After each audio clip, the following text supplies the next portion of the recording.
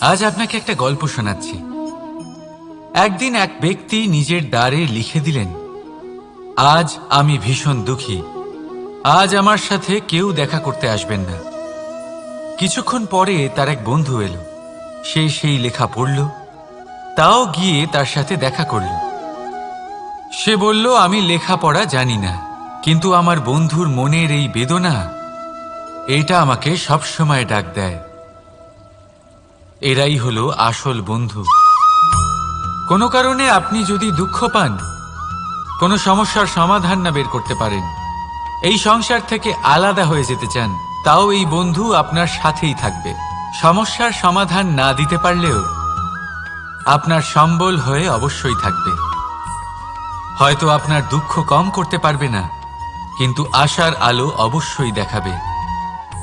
যখন আপনি সংসারের থেকে আলাদা হয়ে যান, তখনও আপনার সাথে যুক্ত থাকে আপনার এই বন্ধু,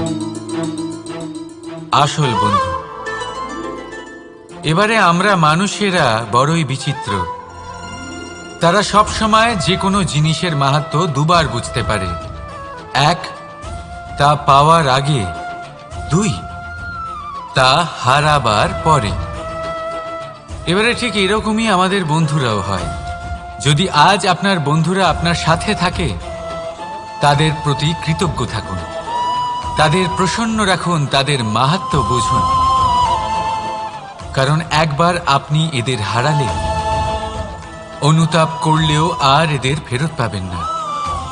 তাই ভালোবাসুন, বন্ধুত্ব বজায় রাখুন, আর আমার সাথে প্রসন্ন হয়ে বলুন, রাধা রাধা। আমাদের মধ্যে বহু মানুষ মাঝে মাঝে নিজেকে অকর্মণ্য মনে করি। ভেবে নিই যে এত চেষ্টা করার পরেও কিছুই পেলাম না, আর হয়তো পরেও কিছুই পাব না। আর সেই জন্য নিজের জীবনের সমস্ত বোঝা অন্য কারোর কাঁধে চাপিয়ে দিই, নিজের ওপরে বিশ্বাস হারিয়ে ফেলি। কেন বুঝতে পারেন না এই কথাটা? যে যতক্ষণ না পায়ে কোনো কাঁটা ফুটবে, ব্যক্তি কি করে বুঝতে পারবে যে এরপর থেকে নিচে তাকিয়ে চলতে হবে? সূর্যকে নিজে জ্বলতে হয় যাতে বাকিদের প্রকাশ দিতে পারে সে। রাতের অন্ধকারের সাথে লড়াই করার জন্য চন্দ্রিমাকে আকাশে একা উজ্জ্বল হতে হয়। নদী নিজের যাত্রা কি করে করে, নিজের পথ কি করে নির্মাণ করে? সে পাথরের সাথে লড়াই করে তা বানায়। যদি স্বয়ং আপনি নিজের সাহায্য করতে অক্ষম হন, তাহলে নিশ্চিতভাবে আপনার এই জীবন ব্যর্থ হয়ে যাবে। তাই মনে রাখবেন, এই সংসারে নিজের জীবনের ভার নিজের কাঁধেই বহন করতে হয়। অন্যের কাঁধের ওপর শুধুমাত্র পরলোক যাত্রা হয়। সেই জন্য এই সংসারে জীবিত সেই যে আত্মনির্ভর।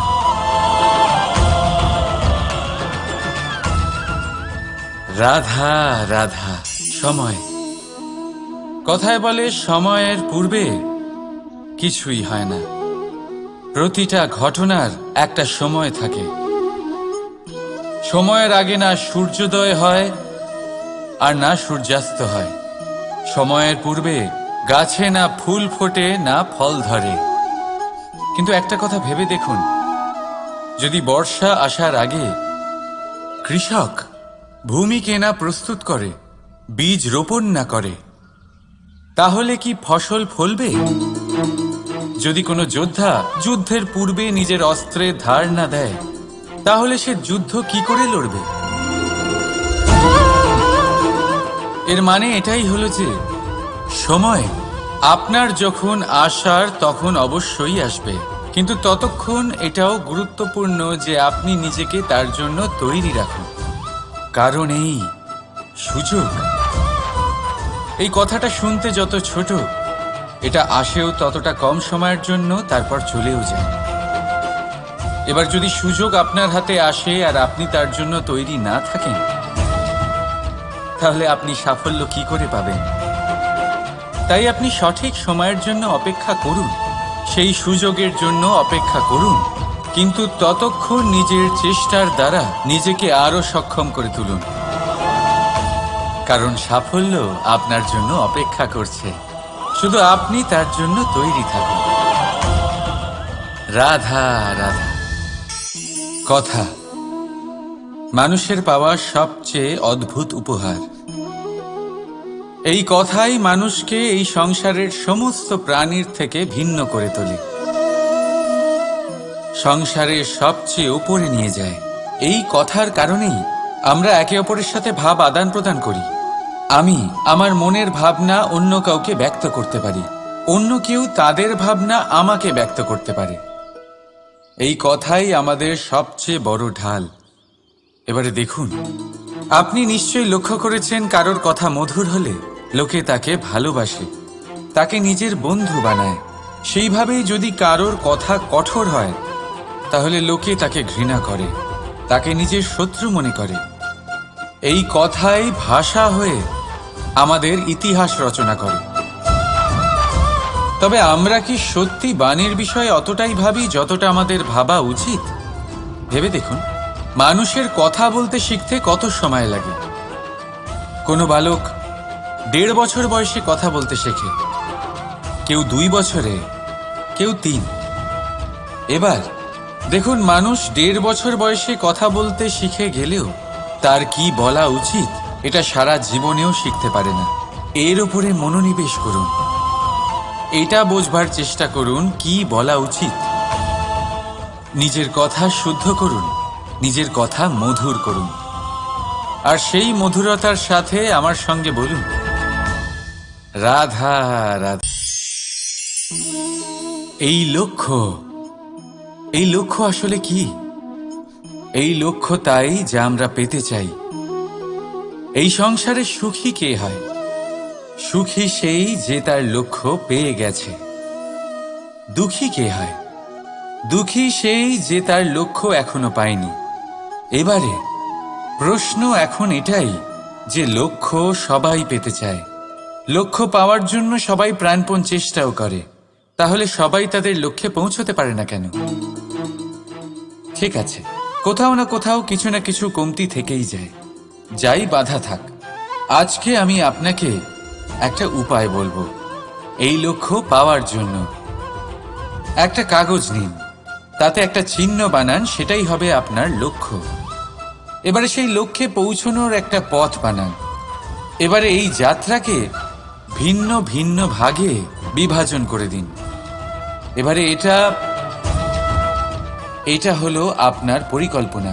এবার এই পরিকল্পনা ক্রমানুসারে আপনি পালন করতে থাকুন, এটাই হবে আপনার চেষ্টা। এবার এইভাবে যদি আপনি চেষ্টা করতে থাকেন, যাই আপনার কল্পনা হোক না কেন, তা বাস্তব অবশ্যই হবে। তাহলে এই কল্পনাকে বাস্তবে রূপান্তরিত করুন।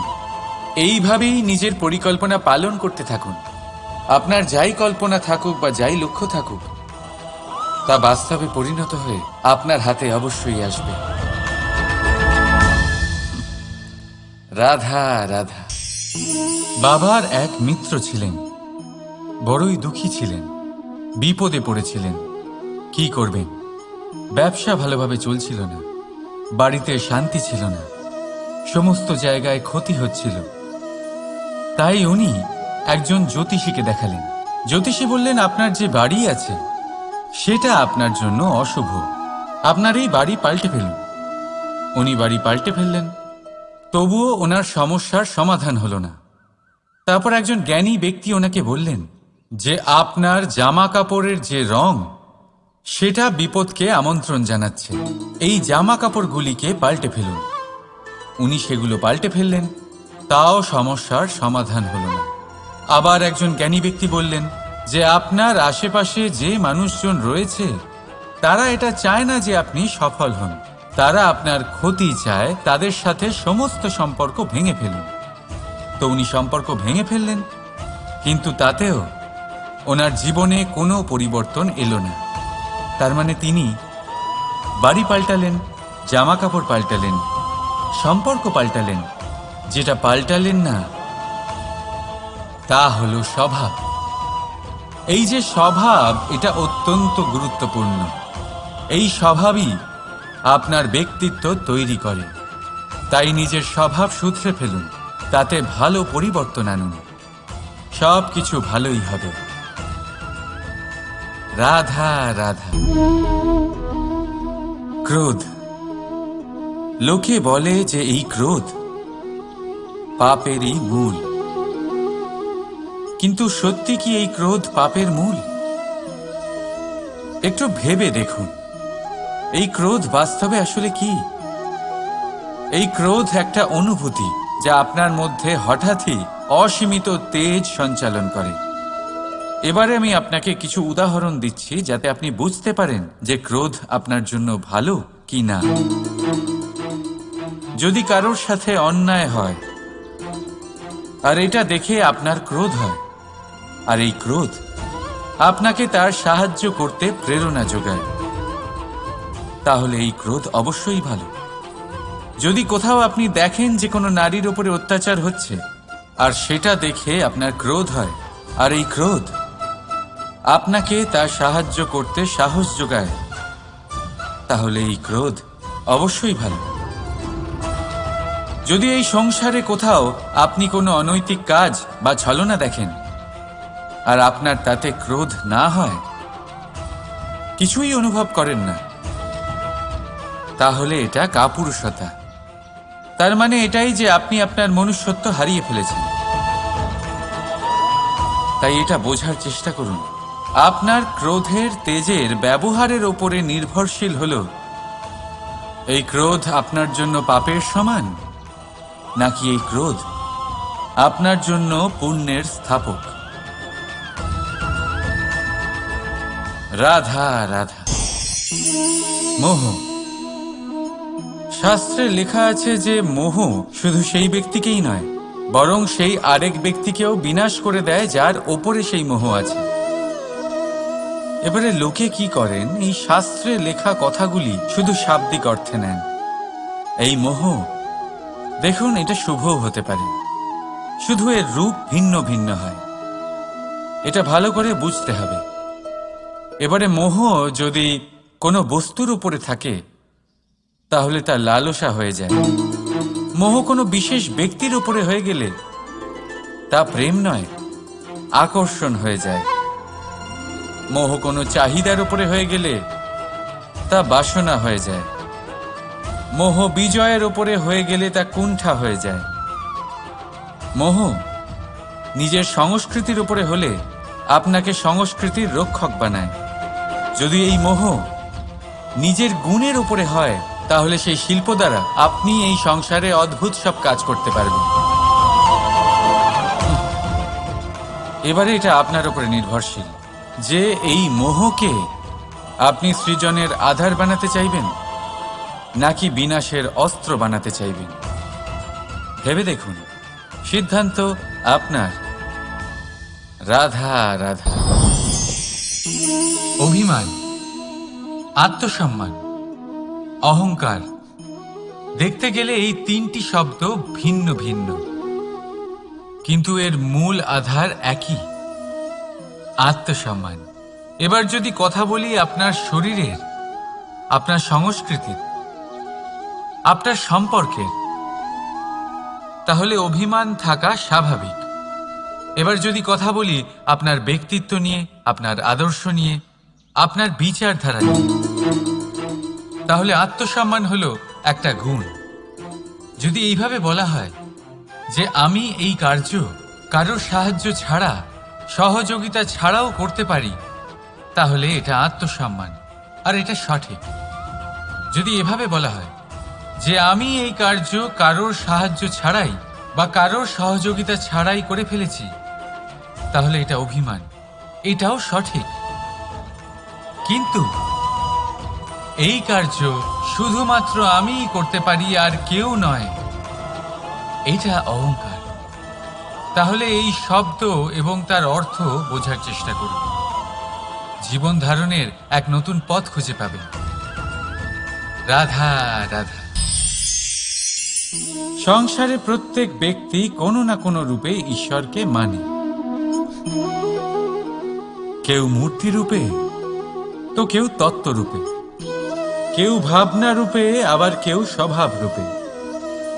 কেউ নিজের মধ্যে পরমাত্মা খোঁজে, আবার কেউ অন্যের মধ্যে। কারোর কাছে জ্ঞানই পরমাত্মা।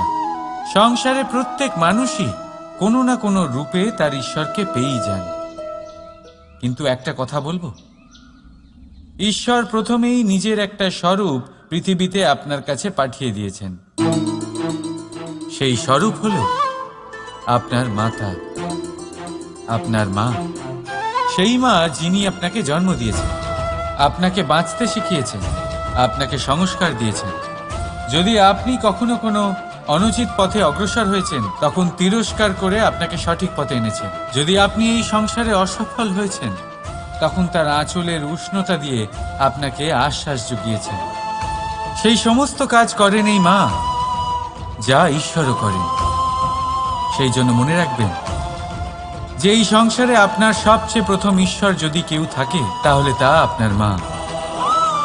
প্রত্যেক প্রতিমাতে ঈশ্বর নাই থাকতে পারে, কিন্তু প্রত্যেক মায়ের মধ্যে ঈশ্বর অবশ্যই থাকে। রাধা রাধা। আপনি নিশ্চয়ই দেখে থাকবেন যে প্রদীপের নিচে অন্ধকার থাকে। যে প্রদীপ সংসারকে আলোকিত করে, সেই প্রদীপের নিচেই অন্ধকার। এবারে অনেক মানুষ আছে যারা এই বিষয়টা এইভাবে দেখে যে ব্যক্তি নিজের সমস্যার সমাধান করতে পারে না, আর গোটা সংসারকে উপদেশ দেয়। কিন্তু এইটা দেখার আরো একটা দৃষ্টিভঙ্গি আছে, আর সেটা হচ্ছে যে স্বয়ং জ্বলে সংসারকে আলোকিত শুধু সেই করতে পারে যা রাধার বড়ই শীতল হয়। এই সংসারের পথপ্রদর্শক সেই হতে পারে, এই সংসারকে দিশা সেই দেখাতে পারে যার মধ্যে সন্তোষ আর ধৈর্য শক্তি আছে। এবারে দেখুন, এটা অত্যন্ত গুরুত্বপূর্ণ বিষয় যে বিবেক তখনই কাজ করে যখন মন শান্ত থাকে, যখন মন শীতল থাকে।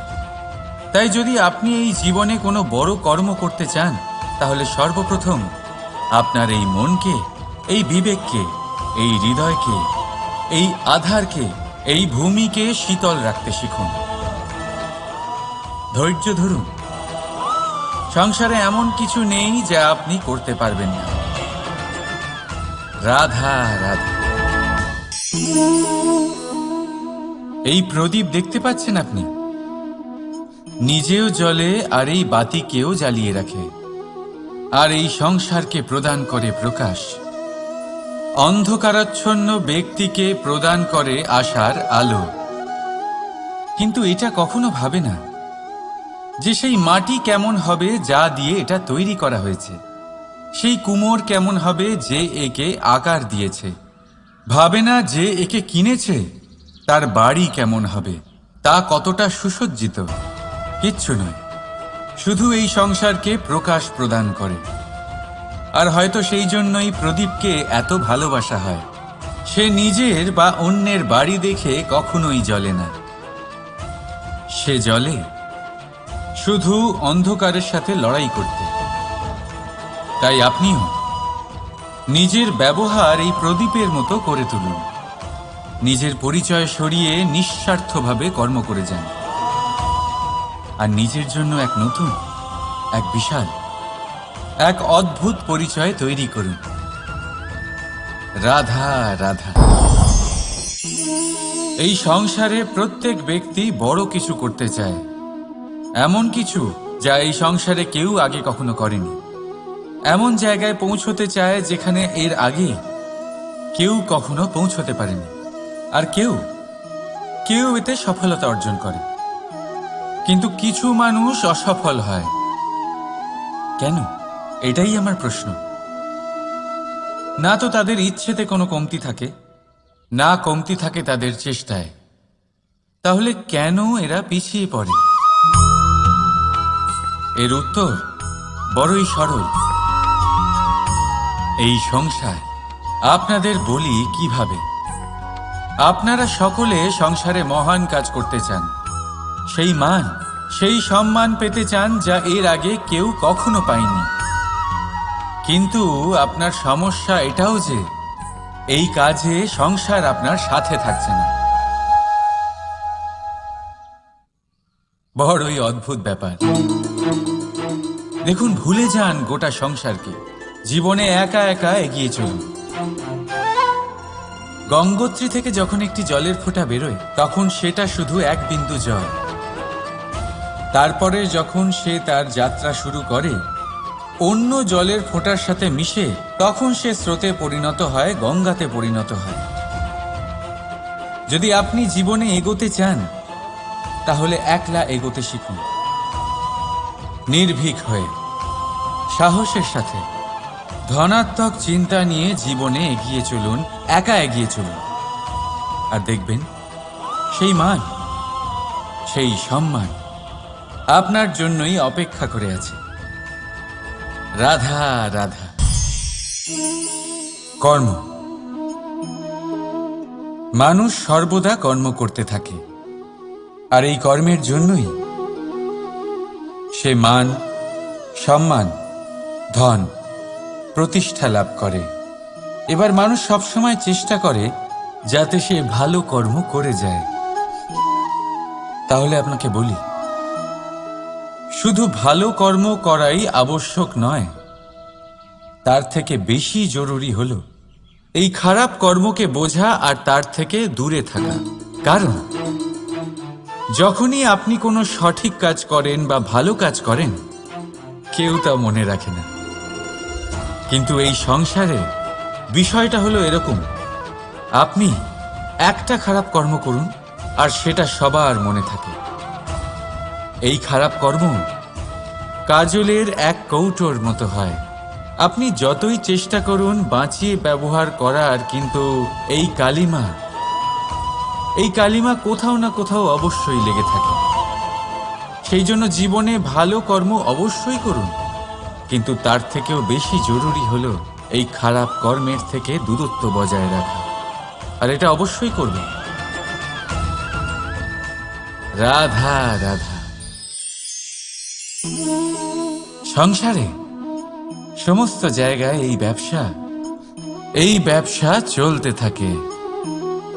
কিছু পাওয়ার জন্য কিছু দিতে হয়, লাভের জন্য কিছু বিনিয়োগ করতে হয়। যদি কারোর অনুভূতি জানতে হয় তাহলে নিজের অনুভূতিকে ব্যয় করতেই হবে। এবার দেখুন না, কারোর আসল চেহারা যদি জানতে হয় তাকে স্বাধীনতা দিয়ে দেখুন। যদি কারোর মনের শুদ্ধতা জানতে হয় তাহলে তাকে ঋণ দিন। যদি কারোর গুণ জানতে হয় তাহলে তার সাথে একসঙ্গে বসে ভোজন করুন। যদি কারোর ধৈর্যের পরীক্ষা নিতে হয় তাহলে তাকে তার প্রিয় কাজ করতে বারণ করে দেখুন। যদি কারোর ভালো দিক জানতে হয় তাহলে তার থেকে পরামর্শ নিয়ে দেখুন। এক অনুভূতির বদলে অন্য এক অনুভূতি বিনিময় করতে হয়। কিন্তু এই সংসারে একটাই এমন অনুভূতি আছে যেটা দেখার জন্য, যেটা পাওয়ার জন্য আপনাকেও ঠিক সেই অনুভূতিটাই দিতে হবে, আর সেটা হলো প্রেম। যদি কারোর ভালোবাসা দেখতে হয় তাহলে তাকে নিঃস্বার্থ ভালোবাসা দিন। যদি কারোর থেকে ভালোবাসা পেতে চান তাহলে তাকে নিঃস্বার্থ পরিশুদ্ধ ভালোবাসা দিন। রাধা রাধা। কথায় আছে, সময়ের পূর্বে আর ভাগ্যের বেশি কেউ কিছুই পায় না। এবার এর মানে কি এটাই যে আপনি শুধুমাত্র সময়ের অপেক্ষা করবেন, সবকিছু নিজের ভাগ্যের ওপর আর কপালের ওপরে ছেড়ে দেবেন, নিজে কিছুই করবেন না? যদি আপনি এরকম করেন তাহলে আপনি একটা বস্তু অবশ্যই পাবেন: নিরাশা, অসফলতা। এবারে আপনি বলবেন, যদি সবকিছুই ভাগ্য আর সময়ের ওপরে নির্ভরশীল হয় তাহলে আমরা কি বা করতে পারি? করতে পারেন চেষ্টা, পরিশ্রম। এই চেষ্টাই আপনার জীবনে সেই সময়কে আপনার কাছে টেনে নিয়ে আসে, সেই সময়ে যার অপেক্ষা আপনি করছেন। আর এই ভাগ্য তার সামনেই নত হয় যে সর্বদা পরিশ্রম করতে থাকে। রাধা রাধা। এই পদ্ম ফুল দেখতে পাচ্ছেন? এর অভ্যেস হলো জলস্তরের ওপরে ভাসা। সেই জন্য জলাশয়ের জলস্তর যখন বৃদ্ধি পায়, এই যে ফুলের কাণ্ড দেখছেন সেটাও বাড়তে থাকে, যাতে এই ফুল জলস্তরের ওপরে থাকে। কিন্তু যখন সেই জলাশয়ের জলস্তর নামতে থাকে, সেই কাণ্ড নিজেকে ছোট করতে পারে না, আর এই ফুল নিজের ভারে নিজেই ভেঙে পড়ে। এবার এটা আমাদের সাথেও হয়। সময়ের সাথে আমরা জীবনে যত সাফল্য পাই, আমাদের জীবনের স্তর বাড়তে থাকে। আর যখন আমাদের সংস্থান কমতে থাকে, আমরা সেই জীবন স্তর ছাড়তে পারি না, আর শেষ পর্যন্ত সেই জীবন স্তরের কারণেই ভারাক্রান্ত হয়ে শেষ হয়ে যায়। সেই জন্য যদি কিছু রাখতে হয়, তাহলে তা হলো দৃষ্টিভঙ্গি। সাধারণভাবে জীবন যাপন করতে শিখুন। সময়ের চক্রও আপনাকে মাত দিতে পারবে না। রাধা রাধা।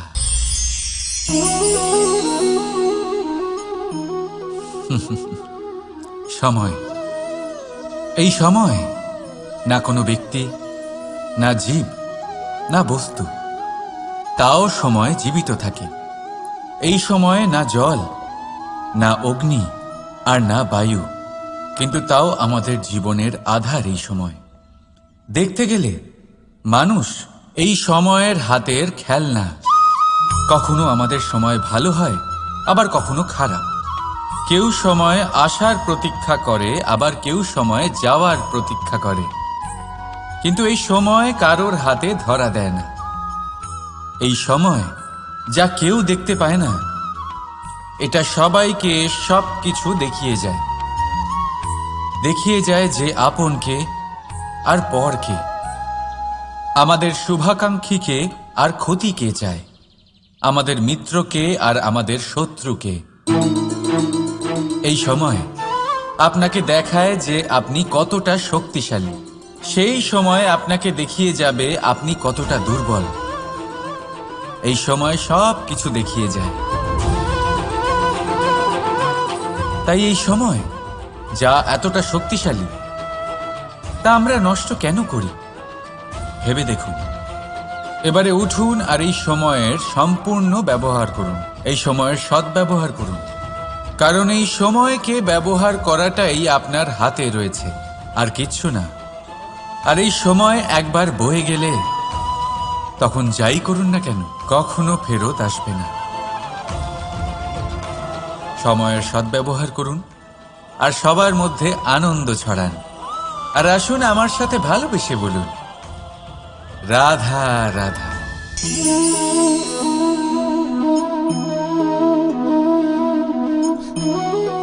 এই জল দেখতে পাচ্ছেন আপনি? এটা ঘোলা জল, এতে ময়লা মিশে আছে। কিন্তু যদি আপনি এটা কিছুক্ষণ এমনি ফেলে রাখেন, তাহলে দেখবেন এই ময়লা আপনা থেকেই নিচে থিতিয়ে পড়বে। কিন্তু এই পাত্রটা নাড়াতে থাকলে এমনটা হবে না। শান্ত ছেড়ে দেবেন, তবেই এই ময়লা নিজেই নিচে চলে যাবে। ঠিক সেইভাবেই যখন আমাদের জীবনে কোনো সমস্যা আসে, কোনো অশান্তির সৃষ্টি হয়, তখন উত্তেজিত হয়ে পড়লে, নিজের সংযম হারিয়ে ফেললে আমরা এর সমাধান পাব না। শান্ত থাকলে তখনই সমস্যার সমাধান পাব। তাই মনে রাখবেন, ধৈর্য আর সংযম দ্বারা শান্ত মনে বিচার করলে যত বড়ই সমস্যা হোক না কেন, তার সমাধান আপনি অবশ্যই পাবেন।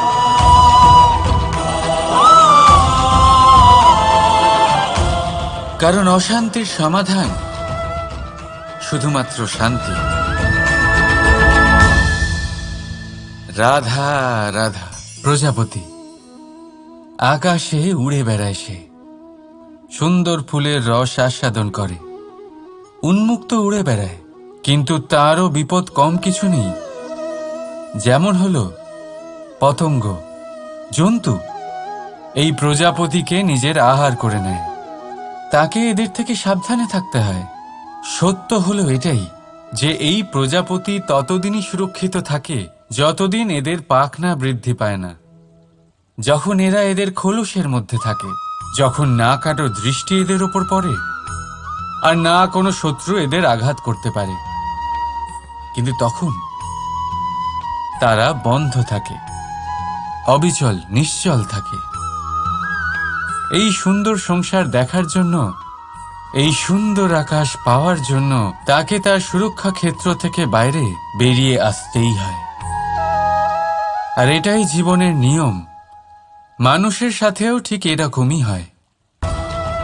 যদি মানুষ বিশ্রাম আর সুরক্ষা এদের বন্ধন থেকে না বেরোয়, তাহলে সে জীবিত অবশ্যই থাকবে, কিন্তু জীবন ধারণ করতে পারবে না। কারণ যদি জীবনে বড় কিছু করতে হয়, বড় কোনো কিছু পেতে হয়, সাফল্যের শিখর অবধি পৌঁছতে হয়, তাহলে সর্বপ্রথম আপনাকে নিজের সুরক্ষা ক্ষেত্র থেকে বেরিয়ে আসতেই হবে। এই আরামকে ত্যাগ করতেই হবে, তবেই আপনি সফল হতে পারবেন।